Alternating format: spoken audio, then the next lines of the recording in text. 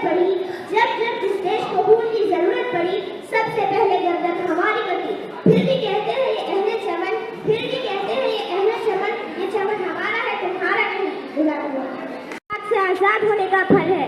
ہم کو آزادی تب ملی جس کے لیے مجاہدین آزادی نے اپنے خون اور اپنے قربانیوں کو اس ملک کے لیے پیش کیا، لیکن بڑے افسوس کی بات ہے جب ملک کی آزادی کی بات ہوتی ہے ان لوگوں کے نام تک نہیں لیے جاتے جنہوں نے تصور آزادی کیا۔ آج ہم ایک ایسے بہادر کرانتیکاری کے بارے میں بات کریں گے جنہوں نے ہمارے بھارت جیسے خوبصورت دیش کو اپنے بھیڑوں سے آزاد کرانے میں نہ کہ کئی مشکلوں کا سامنا کیا بلکہ کئی ساری قربانیاں بھی دی۔ یہ ہندوستان کے پہلے مجاہد تھے جنہوں نے انگریزوں کے خلاف جہاد کا فتویٰ دیا۔ یہ سننے کے بعد صرف ایک یا دو نہیں بلکہ 90,000 لوگ جنگ آزادی لڑنے کے لیے تیار ہو گئے۔ یہ ایسے عظیم مجاہد تھے جن کے کارناموں نے انگریزوں کی راتوں کی نیند اڑا دی اور وہ مجبور ہو گئے انہیں کالا پانی جیسی خوفناک سزا سنانے کے لیے۔ میں بات کر رہی ہوں علامہ فضل حق خیرآبادی کی۔ سامعین، علامہ فضل حق خیرآبادی سن 1797 میں یوپی کے سیتاپور ڈسٹرکٹ کے خیرآباد گاؤں میں پیدا ہوئے۔ ان کے والد مولانا فضل امام اپنے وقت کے بہت بڑے عالم دین تھے۔ علامہ فضل حق خیرآبادی نے اپنی ابتدائی تعلیم اپنے والد سے ہی کی اور وہ اتنے ذہین تھے کہ 4 مہینے میں ہی قرآن پاک حفظ کر لی اور صرف 13 سال کی عمر میں ہی عربی، فارسی، دیگر علوم کا نصاب بھی مکمل کر لیا، یعنی وہ عالم دین بھی بن گئے۔ علامہ فضل حق خیرآبادی کی ایک اور پہچان بطور ماہر قانون بھی تھی۔ وہ 32 سالوں تک کئی ریاستوں کی عدالتوں میں اعلیٰ منصوبوں پر کام کرتے رہے اور وہ شاعری میں بھی کمال کا فن رکھتے۔ مشہور شاعر مرزا غالب کی شاعری کی اصلاح بھی کیا کرتے تھے۔ اپنے گہرے علم و فہم کے بنا پر لوگ انہیں علامہ کہنے لگے اور بعد میں ایک عظیم صوفی کے طور پر ان کی تعظیم کی گئی۔ سامعین، یہ وہ دور تھا جب آخری شہنشاہ ہندوستان بہادر شاہ ظفر کا والد اکبر شاہ ثانی دلی کے تخت و تاج کا مالک تھا، لیکن اس کی حکومت صرف نام کی تھی کیونکہ اس وقت تک انگریز ہندوستان میں اپنے پنجے کاٹ چکے تھے اور روز بروز طاقتور ہوتے جا رہے تھے۔ یہ دیکھ کر علامہ فضل حق خیرآبادی نے سوچا کہ اگر ایسا ہی چلتا رہا اور روکا نہ گیا تو ایک روز انگریز ہمارے ذہنوں میں چھا جائے گا اور ہمیں آپس میں لڑوائے گا اور ہمیں اپنا غلام بنائے گا۔ پھر ہونا کیا تھا؟ سن 1857 کی تحریک آزادی میں علامہ فضل حق خیرآبادی نے ایک اہم رول ادا کیا۔ انہوں نے دلی میں بیٹھ کر انگریزوں کے خلاف جہاد کا فتویٰ دیا۔ اس وقت کے 600 مفتیان کرام نے اس فتوے پر دستخط کر کے اس کی حمایت کر ڈالی۔ پھر ہونا کیا تھا؟ علامہ فضل حق خیرآبادی کا فتویٰ جہاد جاری کرنا تھا کہ ہندوستان بھر میں انگریزوں کے خلاف ایک تحریک زور پکڑ لی۔ دلی میں 90,000 لوگ جنگ آزادی لڑنے کے لیے جمع ہو گئے۔ گلی گلی، بستی بستی، شہر شہر انگریزوں کے خلاف نماز کھلتے گئے۔ لیکن 14 ستمبر 1857 کو وہ ہوا جس کا سب کو ڈر تھا۔ انگریزوں نے اپنی پوری طاقت لگا کر دلی پر حملہ کیا اور تحریک آزادی کو اپنی طاقت سے کچل کر رکھ دیا۔ ان کا دلی پر مکمل قبضہ ہو گیا۔ بہادر شاہ ظفر کو گرفتار کر لیا اور علامہ فضل حق خیرآبادی سے اپنا جہاد کا فتویٰ واپس لینے کو کہا تو علامہ صاحب نے انکار کر لیا۔ انہیں گرفتار کر کر لکھنؤ لے گئے۔ وہاں کی عدالت میں ان پر بغاوت کا مقدمہ چلایا گیا۔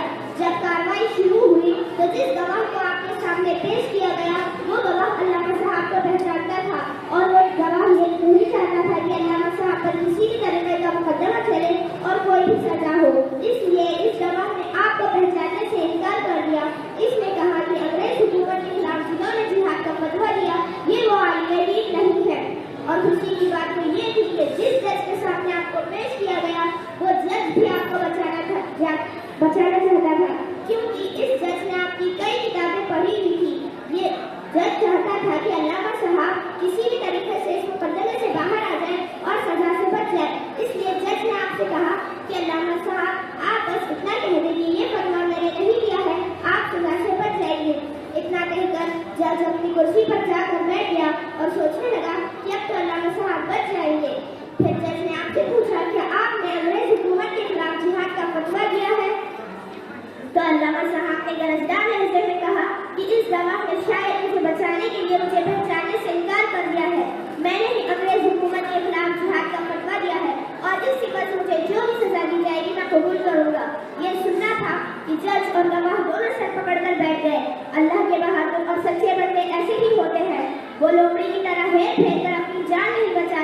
बल्कि शेर की तरह अपनी जान देने को अपना फख्र समझते हैं।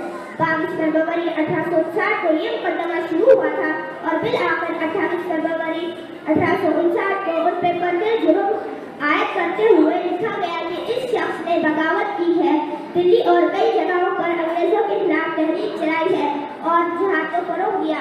4 मार्च 1859 को फैसले के मुताबिक इन्हें जिंदगी भर के लिए काला पानी की सजा सुनाई दी गई।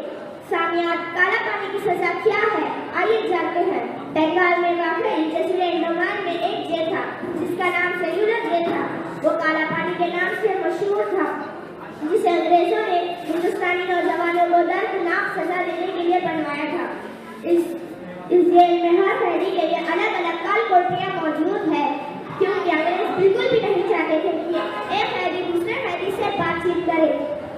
इस जेल को पानी के बीचों बीच बनवाया गया था ताकि अगर कोई भागने की कोशिश भी करे तो कामयाब न हो सके। इस जेल में कैदियों को कोड़े मारे जाते और अंगारों पर लिटाया जाता था और बात की जाए वहाँ के खाने की तो इतना घटिया किस्म का दिया जाता कि आम इंसान देखे तो घिन आ जाए। उन्हें घास से बनी हुई सब्जी खिलाई जाती और बात की जाए पानी की तो उसमें कीड़े पड़े रहते। ऐसे खौफनाक जेल में अल्लामा फजल हक खैराबादी घुट घुट कर जीते रहे। इस बीच एक अंग्रेज जेलर ने अल्लामा फजल हक खैराबादी से कहा कि फजल हक, मुझे तुम्हारी इस हालत पर तरस आता है, तुम एक बार कह दो कि ये फतवा मेरा नहीं है, हम तुम्हारे खालिक हैं। इस पर अल्लामा फजल हक खैराबादी ने कहा कि मैं मर जाऊंगा लेकिन हक के रास्ते से पीछे नहीं हटूंगा। तो अंग्रेजों ने हमारे मुल्क पर नाजायज कब्जा किया हुआ है, हम तुम्हारी इस हुकूमत को नहीं मानते। और दूसरी तरफ इनके साहिबजादे मौलवी शमशुल हक अपने दोस्तों के साथ इनकी रिहाई की भरपूर कोशिश करते रहे और आखिरकार अपने वालिद की रिहाई की ऑर्डर लेने में कामयाब हो गए। जब जज़ीरे अंडमान को अपने वालिद को लेने जज़ीरे अंडमान में पहुंचे तो क्या देखा कि बहुत देर हो चुकी है और कई सारे लोग जमा हुए हैं और किसी की जनाजे की तैयारी हो रही है। सामने जाकर देखा तो कोई और नहीं बल्कि उन्हीं के वालिद यानी अल्लामा फजल हक खैराबादी का जनाजा था। बहुत गमगीन हुए और अपने वालिद को वहीं दफनाकर वापस चले आए। सामियात, आज भी जज़ीरे अंडमान में एक दरख्त के साए के नीचे उनके कब्र मौजूद है, जहाँ पर कई सारे लोग कब्र की जियारत के लिए जाते हैं। साथियों, हमें बड़ा अफसोस है कि हम इन जैसे बहादुर क्रांतिकारियों को आज भूल चुके हैं। ना कि हम इनके बारे में जानने की कोशिश करते हैं और ना कि हम इनके बारे में पढ़ना चाहते हैं। आखिर में बस यही कहूँगी, जब जब इस देश को खून की जरूरत पड़ी